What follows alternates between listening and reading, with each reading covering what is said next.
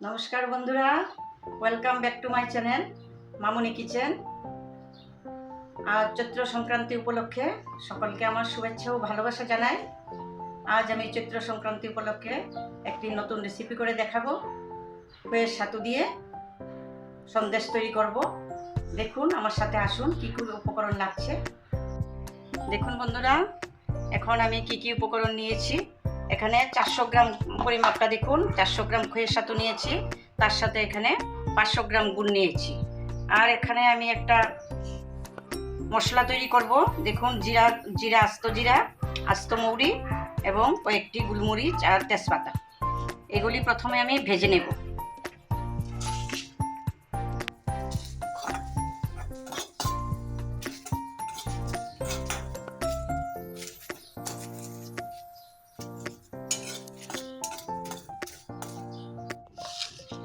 দেখুন বন্ধুরা, এখন আমি মশলাটা শিলনোড়ায় বেটে নেব।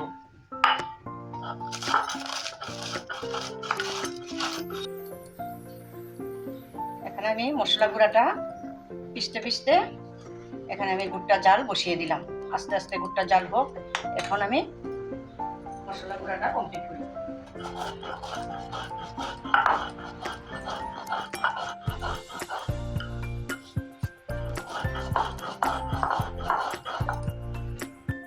দেখুন বন্ধুরা, আমার গুড়টা জাল হয়ে গেছে।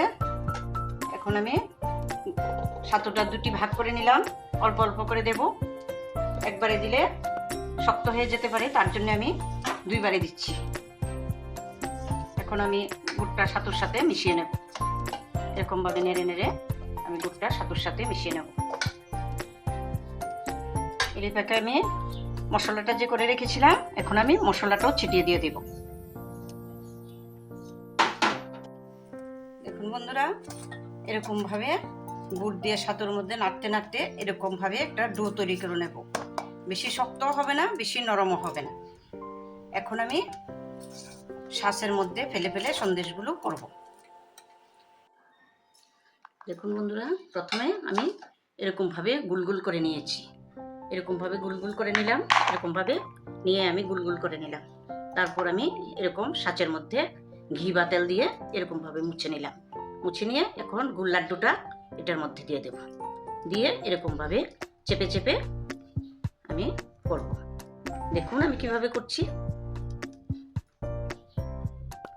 এইভাবে আস্তে আস্তে চেপে চেপে সন্দেশগুলো করতে হয়।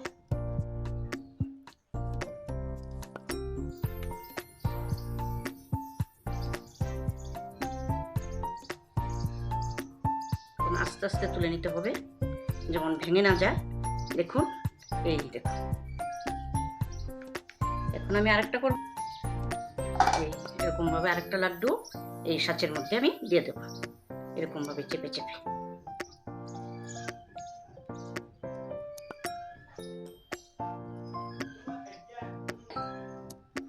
আস্তে আস্তে করে তুলে নিতে হবে, না হলে ভেঙে যেতে পারে। এরকম ভাবে আস্তে আস্তে করে তুলে নিতে হবে।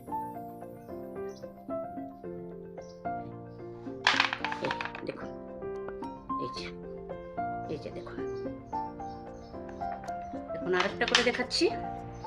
এই যে আরেকটা লাড্ডু নিলাম, এখন আরেকটা করে দেখাচ্ছি। বিভিন্ন সাজ বিভিন্ন রকম, তাই বিভিন্ন রকম ফুল হচ্ছে।